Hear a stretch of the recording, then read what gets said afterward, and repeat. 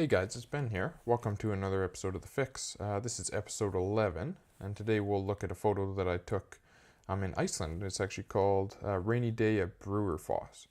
We'll take a quick look at the photo now. So this is called the Bruarfoss waterfall, and as you can see, it's got this really cool blue color, and that's not edited in or anything. That's the actual color of the water. So it must be glacial fed at some point, and then when the water drops, kind of around this waterfall into this deep chasm here, because of the depth of the water, that blue color comes through from the water, and it's a really cool effect. And so I took this last year in Iceland on a trip there with my friend Ryan. You can see Ryan up there standing kind of at the head of the waterfall. This chasm here keeps running up, and the water pours in from either side. It's really quite cool. And it's actually probably one of the most unique and cool waterfalls I've ever seen. So Ryan's up there taking photos at the top of the waterfall. I was down here below, trying to get some stuff going on down here. And what you can't see in the photo is that it was actually pouring rain the whole time that we were there. So we had kind of bags over our cameras, and we were soaking wet and that sort of thing. But it was super fun. It was really cool. No one else was there because of the pouring rain. And we didn't actually realize it at the time. We just kind of stumbled across the waterfall, but it's actually a really popular waterfall, and there's photos of it all over the place. So I think we're actually quite lucky not having to share it with anyone else. We had the whole place to ourselves. So anyways, we'll get into this photo, and I'll show you what's going on and what I've done to edit it and make it look the way it does.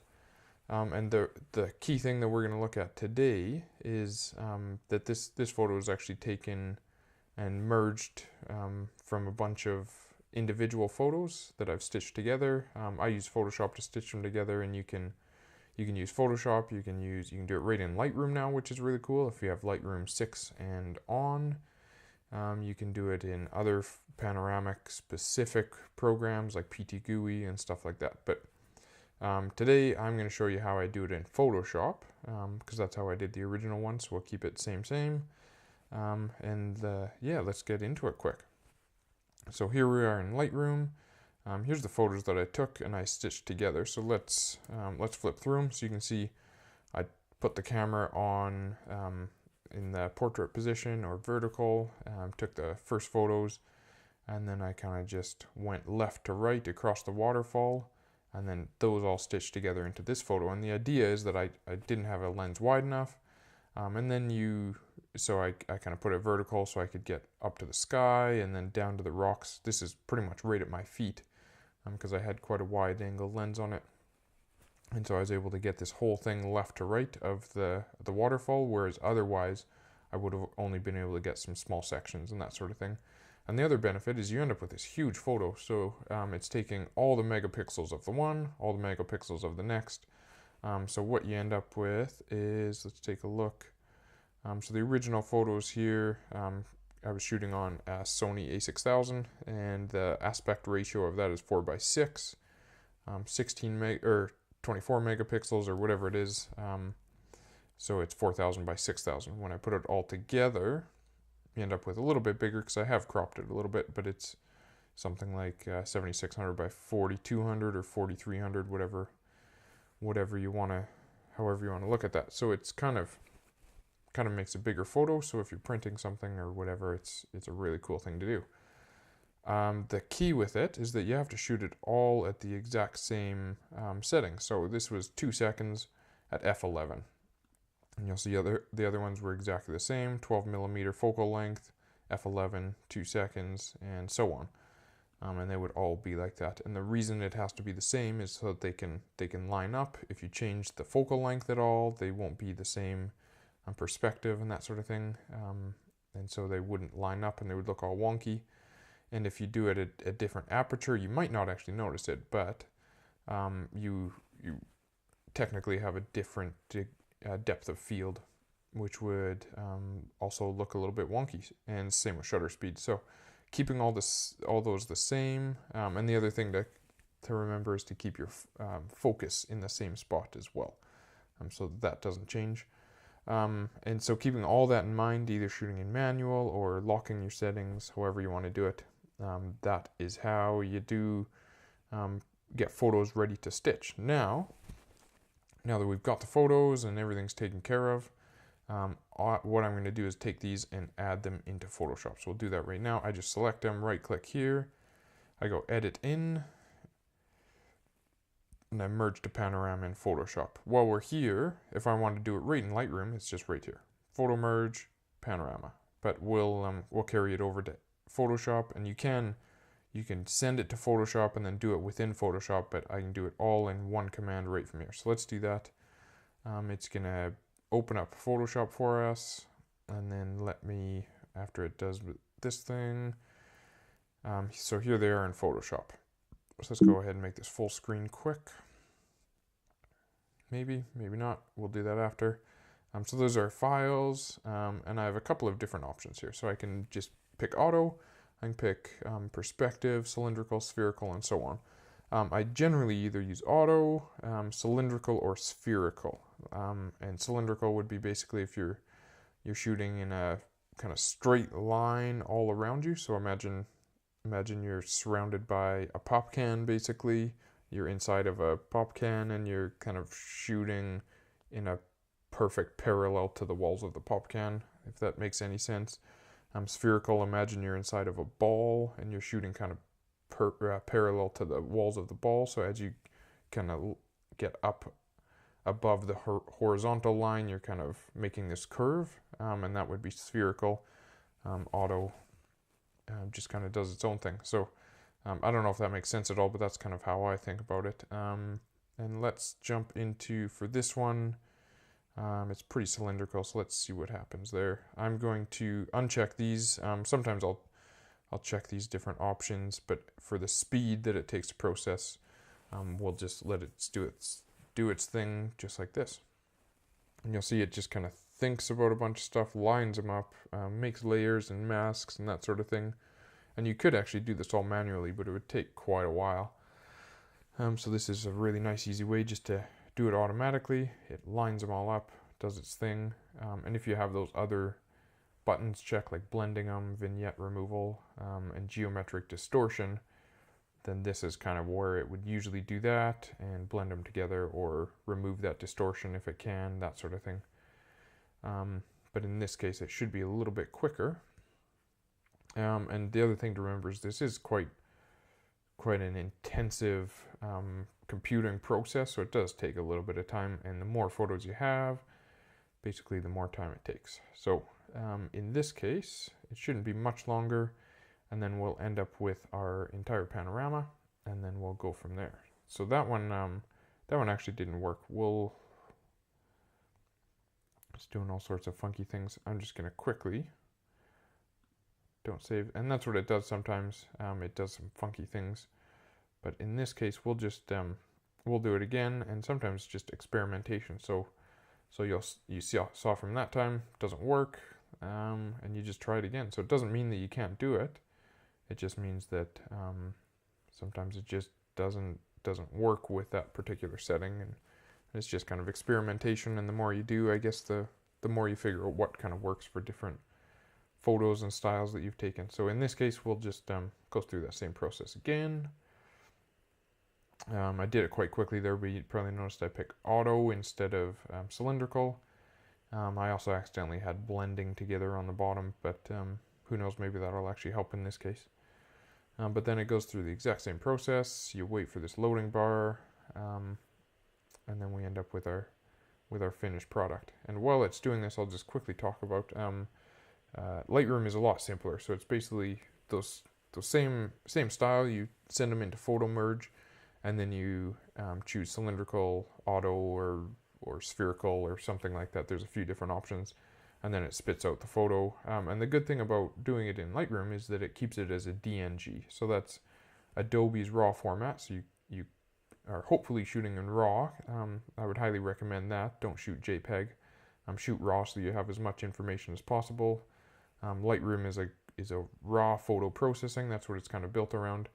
And Adobe has their own format. So whether you're shooting Canon or whatever, Canon, Nikon, Sony, whatever it is, they have their own proprietary raw format, and then Adobe has their own. So when you shoot your whatever format yours comes out as. Mine are ARW because they are Sony, and then I put them into Lightroom, and it spits the photo out as a DNG, which is really cool. So you kind of maintain that raw format, whereas this, when it comes out of Photoshop, I'm actually going to end up with a TIFF, so it's a little bit of a different format, slightly compressed and that sort of thing. Anyways, so there it is. So you can see that it's kind of taken the different photos, and it's kind of masked out different parts, and I ended up with this complicated thing that ends up as a big panorama with all of them stitched together. So it's really cool.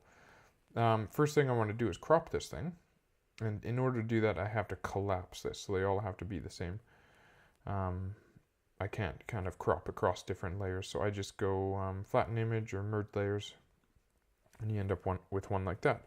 I'm going to hit the C key, which is crop. And I am going to kind of draw a box around this as big as I can get it. And if I lose a bit on the edges and that sort of thing, that's just fine.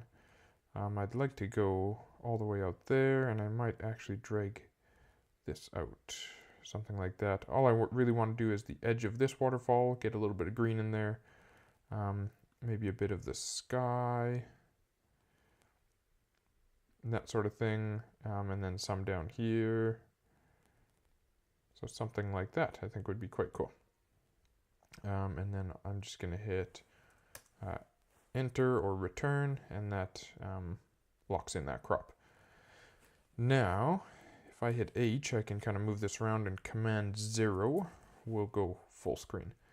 And you can see everything's pretty good. Usually I have more stuff kind of missing in the corners and that sort of thing than this. So this one's actually pretty happy with that. Cool. But what I would do normally is, and the reason I sometimes like doing it in Photoshop is then I can fill these in, or I can use the clone stamp and that sort of thing, and Photoshop is really powerful at doing that sort of thing. So in this case, I'm going to go here and just fill in these really quick. I could clone stamp them, but with these kind of transient, really slow gradients and that sort of thing, there's no hard lines like these rocks in the water. In the sky, it's quite tricky to do that with clone stamp. So instead, I'm just going to go quick selection tool, so I could hit that one, or I could hit W, same thing. Actually, before we do that, I'm going to hit Z and just zoom into this corner so we get a better look at what we're doing. So again, hit W, that's our quick selection tool.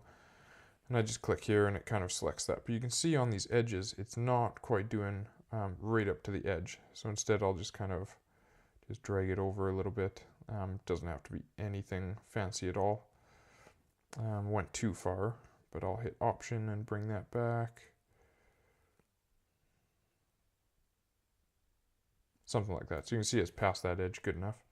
And then I'm going to go Edit, Fill, Content Aware Fill, all the rest, and hit OK. And hopefully that's going to just kind of blend that in like normal. And it makes it look like the rest of the sky. Command D then lets me deselect that area. I missed a little bit of a section here. Good enough. And then I just go Edit, Fill, Content Aware, and that should blend that in. Command D again will deselect that area. Command 0 takes me back to full screen. Here we go. I've got nothing really missing from down there.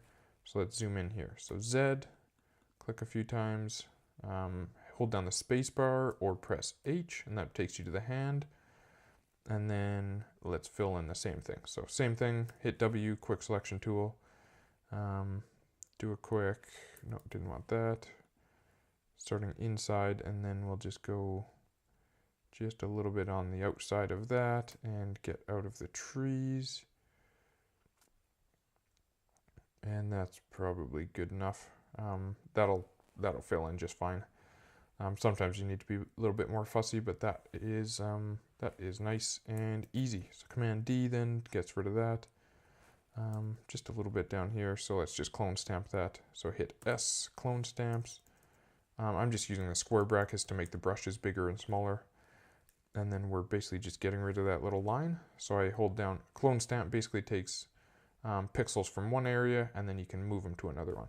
So when I want to select what I want to do, I hold down Option, and that gives me my little target. I'm going to select this area, and then we're going to move those pixels over to here. And that just kind of wipes that out a bit. Same thing. Good enough. And that's it. So not much to it, but you know, that's the kind of thing that you can do in Photoshop that's really tough to accomplish in Lightroom. But I think that's pretty cool. So let's leave it at that. I'm just going to bring in the bottom crop just a tiny bit. Good. And enter. Cool. I think that looks pretty cool. So now, what's going on here? Okay, good enough. So that's it. That's all I really want to do in Photoshop. So now we've got it all stitched together. Let's move back to Lightroom, do the final editing, and go from there. So it's just File, Save, and you'll actually see this saves it back to here, saves it back into Lightroom, so it makes it quick and easy. So it takes whatever you've been working on and moves it back to where it started when you do it that way. So that's cool. So there's our image that we're going to be editing, which is stitched together from those ones. So hit this, hit D, which takes us into the develop module. I'm going to go full screen, and away we go. So before I do any editing, what I really like to focus on is kind of the mood that I want to get out of the photo and what I'm trying to accomplish. And in this one, you know, we've got this cool waterfall, lots of greens, some blues in the water. We've got lots of dark colors and that sort of thing. And so the way I see it is that there's a lot of high contrast, a lot of vibrant colors. So I want to go for an image with lots of pop, make that kind of show off and that sort of thing. At the same time, it's kind of cloudy and overcast, so a little bit of darkness and gloominess kind of wouldn't be the worst thing in the world either. So we'll just we're really just trying to edit it, make it pop, so that when you're, you know, if this was in a stack of images and you were flipping through it or something, it would kind of jump out and grab your eye. So that's what we're going for, is the vibrant colors and that sort of thing. And I'm just going to kind of start from the top and see what some of these do. I'm not sure what I want to do yet with the warmth of it, but I think I'm going to cool it down just a bit. So -4, bring it into that blue kind of realm. Exposure, we're actually pretty good.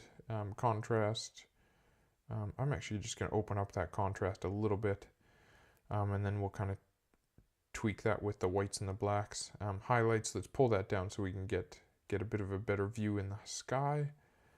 The other thing I'll quickly mention is sometimes when you have people or cars and that sort of thing in a photo that you're stitching, like this one, we've got Ryan standing up at the head of the waterfall. Sometimes between each photo they've moved, and when you stitch them together, you end up with, they call it ghosting, and it's basically the person is in several different spots throughout the final image because they're in different spots with the source images. If that's the case, most photo kind of stitching software has a deghosting option, or you can kind of edit that in after. Especially in Photoshop, that's quite easy to do. You just take the layer that you want and kind of paint it in over the other one, so that you know, so that person is, you find the one that you kind of want to keep, and then you paint the rest of them out, if that makes sense. Maybe I will show that on a future tutorial, but for now we'll just, it worked out in our benefit this time, so we'll leave it as is, and then get back to it. And then shadows, we'll lift the shadows a little bit, and whites, I think we'll send them up into the heavens, and then we'll take the blacks down and just kind of bring that depth into the dark shadows and that sort of thing. So I think that looks pretty cool so far as the basic edit. While I'm at it, actually, I'm just going to check the crop. I just want to draw a line across, you know, the horizon. I think would be somewhere around here. I just want to kind of straighten it out, and I'm just kind of trying to go perpendicular to Ryan, and make that pretty good. So it didn't really change at all. So I just wanted to double check. Sometimes your eyes are a little bit misleading, but I think that's good. Actually, I'm going to go and use this line as a reference kind of straight across there, because I think that's roughly the horizon, and it moved a little bit, but that's pretty good. And then back to it, clarity. I don't want to do much with the clarity, but something like that might be cool. And then vibrance, and this is where the colors in the water start to shine through. Usually I actually don't go as high as 61, that's quite high, but in this case, I think it looks quite good. And then saturation, we'll just leave it for now. Highlights, I am just going to play around with this tone curve just a little bit and see if any of these changes make any difference.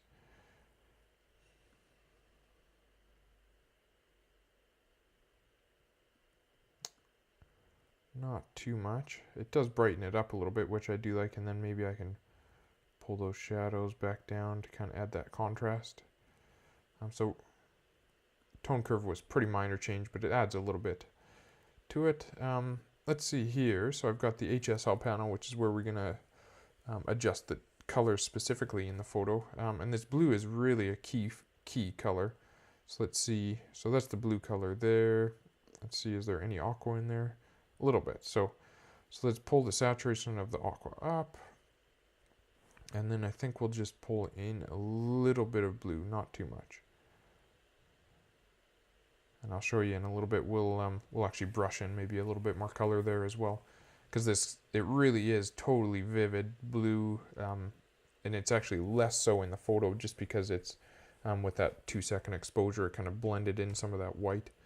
But I think that looks pretty good. I'm not going to touch any of the rest of that. Split toning, there's none to really do here, so instead I'll just we'll do a bit of sharpening. So I'm just going to I think this is a good area to focus on sharpening. And again, I'm zooming in 1:1 because that's where we want to do all of our sharpening. So let's just kind of drag that up. I do like it quite sharp, so we'll do that. The radius of it is a really, lots of fine lines and that sort of thing, so we'll bring the radius down and then bring that detail up because there is a lot of detail. I might actually go back and change this to radius. The radius will actually take it up a bit. And then zoom out again and then do the masking so we get the sky and the water out of there because we don't want to sharpen that. That looks pretty good. Bit of noise reduction, I won't focus too much on that. Remove CA, might as well. Enable profile corrections isn't going to do anything because it's not the original files. And then highlight priority, I think we'll definitely add a bit of vignetting, post-crop vignetting. We'll add a little bit of that in for sure, just to kind of darken that. And then I'm actually going to darken up the bottom a little bit more, just with this radial filter, just like that, just to kind of draw the eye in a little bit. I think that looks pretty good so far. Let's go back here, brush in some saturation into the water, so maybe something like that, and let's just see what happens. Just kind of really, it's quite a bit. We can go back and adjust this later, but I am really trying to show off this these blue colors. Maybe a little bit up there just for fun. So something like that. Cool. So how are we looking so far? Pretty good. Let's go up and add a bit of green as well. Forgot to do that when we were in the HSL, so let's bump that up. Brings in the greens up there, and maybe let's see what yellow's doing. Yeah, let's add some yellow as well. And orange. There is a bit of orange over on the rocks over here. So this is without, and then when we change those colors, so you can see a slight difference. So I think that's looking pretty good so far. The last thing I want to do is radio filter, and my preset filter preset adjustment called Extra Pop. And you can see the adjustments there, so you can always make one yourself if you're interested in doing that. But it's one that I use quite a bit. And let's just add a little bit in here, which is kind of the focus area. So maybe one like that, and then we're just going to add another one in this area. But instead of that, I'm just going to reset it and just play around a little bit. because I really want to make that water kind of, I'm going to bring the highlights down and then bring the exposure up a little bit, and that'll just make that whole area pop without blowing out the highlights. So something like that. And then shadows, just add a bit of shadows in there, and maybe even a bit of clarity might help. Not too much, but something like that. How does that one do? So huge difference from the radio filters. Just kind of bringing out that, brightening it up and bringing out some of those colors, and it kind of will lead your eye, and then this will be the focus where you can see all these cool little waterfalls with the big blue streak right up the middle. So that's about it. So let's hit Y, see what's going on. So if I hit Y, it shows me the before and after side by side. And I'm actually really happy with that. I would, if it was me, I might play around a little bit more and do a few more things. I actually might just brighten up this green on the side. Maybe a bit over here as well. Something like that. So I've got it set on extra pop. That's not doing that much, but we'll just lift the exposure a bit and lift the shadows just a bit, and that just brings in a little bit of that green color to kind of offset the blue and complement it. Cool. So I'm going to leave it at that for now. I hope you guys learned a little bit, especially about stitching together panoramas in Photoshop specifically. That was kind of the goal of this one, and then sort of just a basic Lightroom edit after that. So hopefully you guys learned something. Thanks for joining me today on episode 11 of The Fix. And I'll see you next time, and we'll edit some more photos. Thanks for joining me.